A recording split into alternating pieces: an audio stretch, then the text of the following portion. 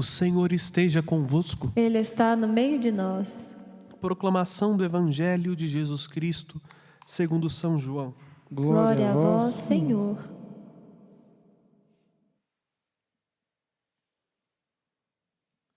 Naquele tempo disse Jesus aos seus discípulos: quando vier o defensor, o Espírito que eu mandarei da parte do Pai, o Espírito da verdade que procede do Pai, ele dará testemunho de mim. E vós também dareis testemunho de mim, porque estáis comigo desde o começo. Eu vos disse estas coisas para que a vossa fé não seja abalada. Expulsar-vos-ão das sinagogas. E virá a hora em que aquele que vos matar julgará estar prestando culto a Deus. Agirão assim, porque não conheceram meu Pai e nem a mim. Eu vos digo isto, para que vos lembreis do que eu disse quando chegar a hora. Palavra da salvação. Glória a vós, Senhor.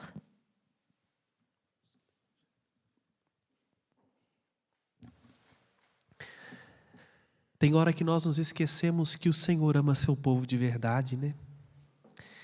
E é justamente este amor insistente de Deus que primeiro nos atraiu até aqui. Por isso, mais uma vez, obrigado a você que está aqui nesta casa, peregrinando, renovando o coração na esperança, porque em primeiríssimo lugar você ouviu a voz do Espírito que te chama para mais perto dele e que te convida a renovar o coração neste amor insistente e que não desiste de nós. E também você que se une a nós neste momento, graças à generosidade da família dos devotos, obrigado. Porque ao redor deste altar, nós fazemos esta experiência, quando abrimos o nosso coração, é verdade, de entender que o amor de Deus por nós não é um amor interesseiro.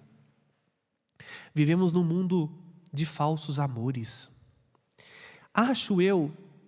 Queria levar adiante uma pesquisa, mas o tempo não vai deixar com que eu leve adiante. Então, vocês que são aí da área da filologia, ou mesmo da filosofia, poderiam pesquisar e o padre lerá com muito gosto esta pesquisa, que suspeito eu que a palavra amor é uma das palavras mais utilizadas no nosso tempo.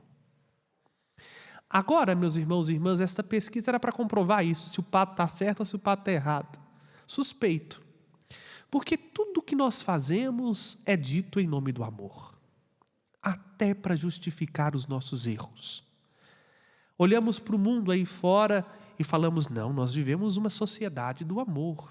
Mas a sociedade que não consegue conversar com o diferente. Uma sociedade que não sabe tolerar. Não, nós vivemos uma era do amor, mas promovemos guerra em busca do dinheiro, em busca do poder, em busca da nossa honra. Inclusive nos relacionamentos. É meu amor para aqui, meu amor para lá, e depois de 1 ano de casado, onde está aquele amor todo? O amor se desgastou. E por quê? Porque de fato não aprendemos a amar. Transformamos o amor numa moeda de troca. Falamos de amor para conseguir o que queremos. Ou usamos do amor para conquistar quem queremos. Enquanto, na verdade, o amor, ele nunca pode ser um meio, um instrumento. Ele precisa ser a finalidade, o fim. O amor do Senhor não é um amor fajuto. O amor de Jesus não é um amor interesseiro, até porque qual interesse o Senhor pode ter em relação a nós? Sejamos sinceros. O que nós podemos dar a Jesus que lhe seja de algum proveito? É esta pergunta que Santo Anselmo fez no seu tratado Cur Deus Homo, porque Deus se fez homem. Porque Santo Anselmo percebeu esta verdade. Ainda que nós sejamos capazes de fazer o bem e o façamos, nós não estamos fazendo nada mais do que a nossa obrigação. Porque nós somos criados bons. E a medida da nossa bondade é comprovada pelo bem que fazemos. Com isso, é só atribuição do bem que eu faço. Não. Deus não te ama porque você faz ou deixa de fazer algo, porque você é ou não é isto ou aquilo. Deus te ama em primeiríssimo lugar porque Ele é fiel a Ele mesmo. Isto quem disse foi o próprio João. Quando na sua primeira carta ele diz: ainda que sejamos infiéis, Ele permanece fiel, pois Ele não contraria a sua natureza. Ou em outra tradução, Ele permanece fiel porque Ele não se contradiz. Deus nos ama porque a essência deste Deus é amar sem medidas. E o amor de Deus por nós, que a Bárbara cantou, se traduz na presença do Espírito de amor. Não é à toa que o Espírito Santo é chamado de amor. Aqui nós já temos um bom parâmetro, deixa-me dizer, para entender que amor não é um sentimento. Para nós cristãos, o amor é uma pessoa, a terceira pessoa da Trindade, o Espírito Santo, que procede do Pai pelo Filho. E justamente é esta promessa que Jesus diz aos seus discípulos hoje, porque Jesus está preparando o coração daqueles que o amam para viver sem a sua presença física entre eles. Jesus sabia que a sua missão neste mundo estava para ser cumprida. Abro um parênteses e vamos entender. O evangelho que acabamos de ouvir, ele não aconteceu no tempo em que nós estamos celebrando agora na liturgia. Qual é o tempo que nós estamos celebrando agora na liturgia? O tempo entre a ressurreição e Pentecostes. Se nós fôssemos transpor isso para a história, que aconteceu há quase 2000 anos, este evangelho não aconteceu. Essas palavras de Jesus não foram ditas quando ele estava ressuscitado. Foram ditas antes de ele morrer. No dia em que Jesus foi entregue, isto é, na noite daquela sexta-feira santa, antes de ir para o horto, Jesus celebrou a ceia com os seus discípulos e na ceia Jesus se despede dos seus discípulos. E uma maneira belíssima de Jesus demonstrar o amor é dizendo a verdade. Aqui, antes de eu fechar meu parênteses, eu preciso dizer isso para você. Quem ama não mente. O amor não se traduz com hipocrisias ou com falsidades. O amor, ele é traduzido de verdade e na verdade. Aqui tem um critério muito bom para a gente discernir se estamos amando de fato as pessoas, porque amar as pessoas é dar a elas o conhecimento da verdade e fazer com que a verdade delas se torne cada vez mais conhecida e amadas por ela. Mas se quisermos estreitar laços pela mentira e através da mentira, já não é por amor, mas por quaisquer outros tipos de vício, porque o que não é virtuoso é vicioso na ordem da graça. É por qualquer outro tipo de desordem do nosso coração que nós nos propomos essas relações. Bom, Jesus ama e ama de verdade e por isso fala a verdade. Quem ama não precisa ter medo de dizer a verdade, ainda que a verdade nos custe. Nem todo mundo está preparado para ouvir a verdade. E, aliás, nem todo mundo quer ouvir a verdade. Não é à toa que nós vivemos numa era de fake news. E quanto mais mentirosa, por mais que nós saibamos que uma notícia seja falsa, nós gastamos tempo, nós gastamos até dinheiro para ouvir e consumir aquela mentira. Nós nos amoldamos àquilo que nos engana. E aquela expressão popular se tornou verdade. Me engana que eu gosto. E tem gente que gosta de ser enganada mesmo. Por que nós fugimos da verdade? Porque a verdade nos devolve a nossa responsabilidade. A crise que nós vivemos na igreja, e é reflexo da crise que nós vivemos na sociedade, é da falta de responsabilidade. O padre hoje não quer ser padre. O padre hoje quer ganhar os benefícios de ser padre, mas não quer se responsabilizar com o encargo que lhe foi confiado. Estou falando do padre para ninguém falar que o padre está mandando recado para ninguém. Estou falando de nós. E aí a gente pode colocar a carapuça onde quiser. O professor, o pai, a mãe, o filho, o enfermeiro, o bombeiro, o profissional. E para falar de dentro de casa, aqui no santuário é assim. Nós temos funcionários que estão mais preocupados em receber o dinheiro no final do mês do que produzir o serviço ao qual foi contratado. E isto é nítido em quaisquer esfera da nossa sociedade. Nós não queremos dar respostas na verdade, nós queremos aquilo que nos conforta. Viver numa zona de conforto. Quanto menos serviço, quanto menos esforço e quanto mais prazer e benefício eu tiver, melhor. Por isso fugimos da verdade, porque a verdade nos liberta. Liberta primeiro de tudo aquilo que nos aprisiona numa zona de conforto. Uma pessoa verdadeira, na maioria das vezes, ela é tida como a chata, né? Ou o super sincero incomoda, porque coloca diante dos olhos dos outros aquilo que os outros às vezes gastam uma vida inteira para não ver.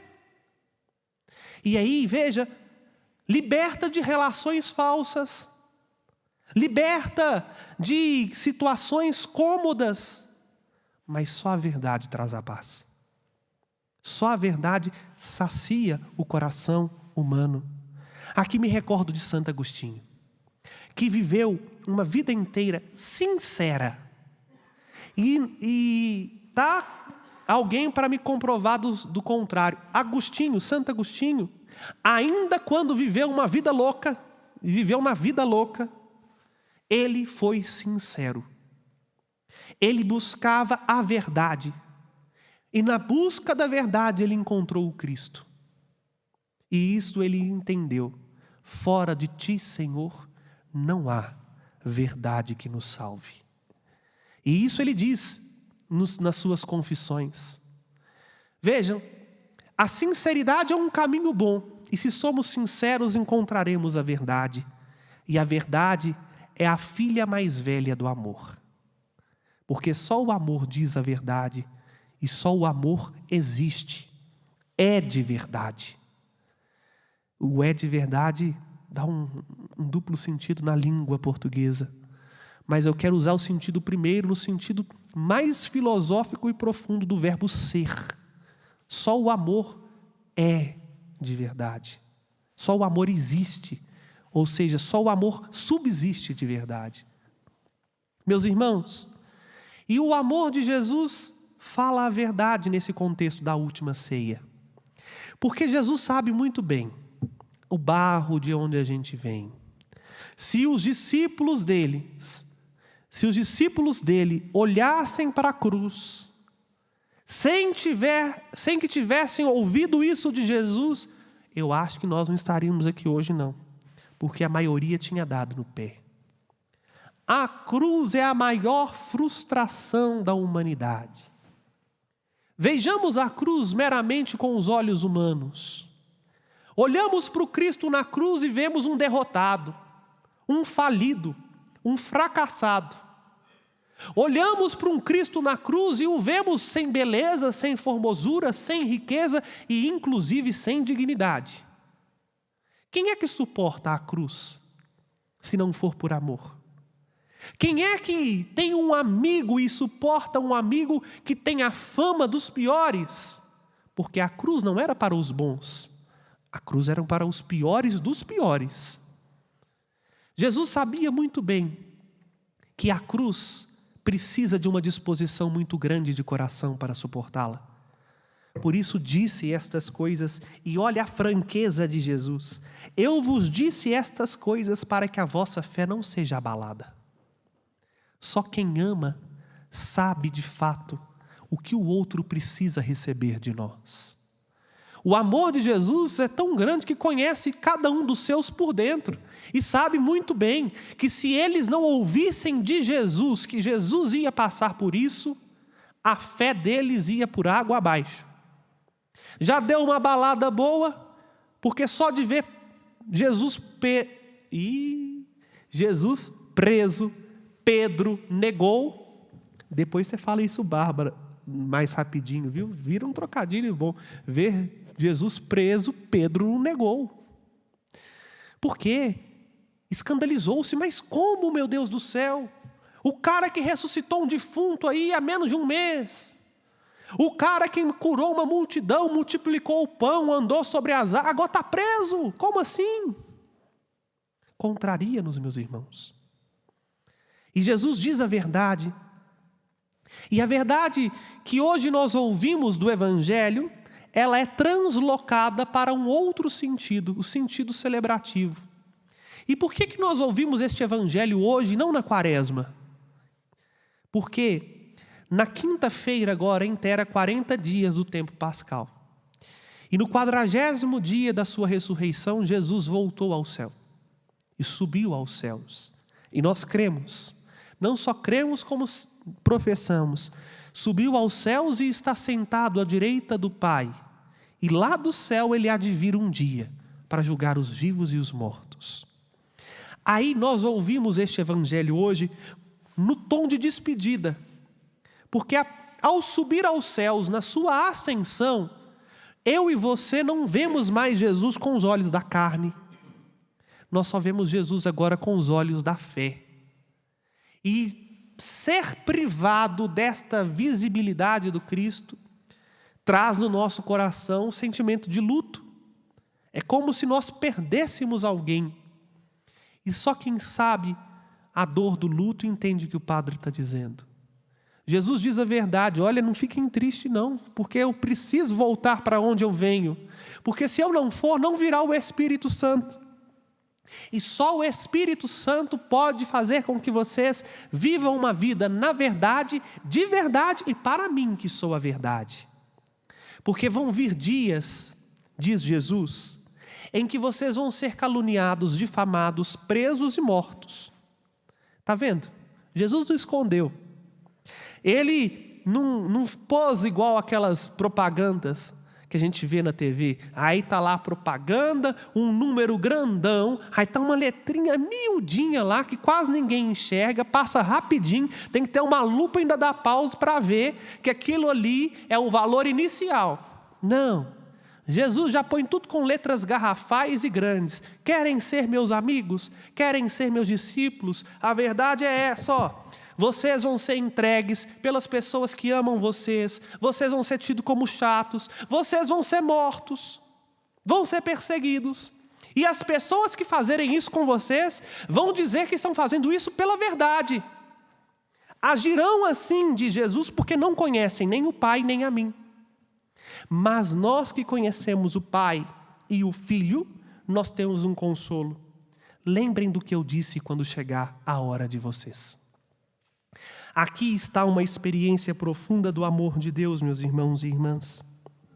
Na hora do nosso sofrimento e na hora em que nós somos provados diante das lutas, e às vezes, meus irmãos e irmãs, dar testemunho de Jesus não vai ser colocar o nosso pescoço na guilhotina, mas vai ser receber uma proposta muito tentadora, muito até mesmo aplausível aos nossos sentidos. E aí é que Jesus vai nos perguntar: se o amamos como Ele nos ama, a hora da gente agir pela verdade é nesta hora. E como é que nós vamos agir na verdade? Se lembrarmos o que Jesus disse. Termino dizendo: o amor de Deus por nós, e o seu amor é de verdade, porque Ele sabe muito bem que na hora do aperto a gente esquece tudo. Acabei de dar uma aula para a Luzia de liturgia, e aí eu perguntei, meio que pondo à prova, fazendo um exame com ela ali: Luzia, qual que é o nome disso? Ela ficou apertada, sabia, porque lá dentro ela me falou o que era, e esqueceu. A gente é assim, na hora do aperto esquece, e Jesus sabe muito bem, por isso Ele nos defende e envia o Espírito Santo. É o Espírito Santo que nos recorda tudo o que precisamos, na hora que precisamos, do jeito que precisamos, para que a gente testemunhe a verdade que não passa com o tempo, mas que permanece por toda a vida.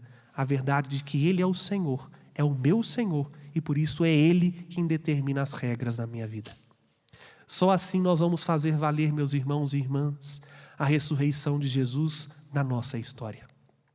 Só assim nós não vamos fugir da cruz quando ela bater à nossa porta. Porque lembrando-nos do amor de Deus por nós, nós seremos guiados por este amor, que é o Espírito Santo, que nos protege, que está ao nosso lado não para nos condenar, mas para nos defender do mal externo e do mal que insiste em entrar dentro de nós. E este Espírito só age nos corações que estão dispostos a acolher a mensagem do Reino. E até o dia de Pentecostes, nós vamos conhecer mais a pessoa do Espírito Santo. Estamos às vésperas de celebrar a ascensão do Senhor, ou seja, às vésperas de dar um tchauzinho para Jesus subindo para o céu e esperar que Ele nos mande o Espírito Santo. Mas porque nós já vivemos isso no nosso tempo, Jesus já está no céu e o Espírito já foi derramado lá na nossa casa, no nosso trabalho, na igreja e onde quer que estivermos, nós não temos mais desculpas para agir conforme o nosso interesse. Basta deixar que o Espírito que habita em nós transforme o nosso coração e assim, guiados pelo Espírito, não esqueceremos da palavra de Jesus, guardaremos os seus mandamentos, viveremos da fé e teremos a alegria plena, porque foi isso que Ele nos prometeu. Quem me ama, guardará a minha palavra. Quem guarda a minha palavra, terá a alegria plena, porque eu e o Pai viremos e o tomaremos para nós. Esta é a nossa esperança. E que nós hoje estejamos dispostos a viver na verdade, ainda que nos custe, porque só seremos felizes se estivermos dispostos de conformar a nossa vida a esta luz radiosa e clara que é a luz do Cristo e que isto nos alcança somente na verdade. Louvado seja nosso Senhor Jesus Cristo. Para sempre seja louvado. Com confiança, irmãos e irmãs, apresentemos ao Senhor nosso Deus as nossas preces. A nossa resposta será: Senhor, ouvi-nos. Senhor, ouvi-nos.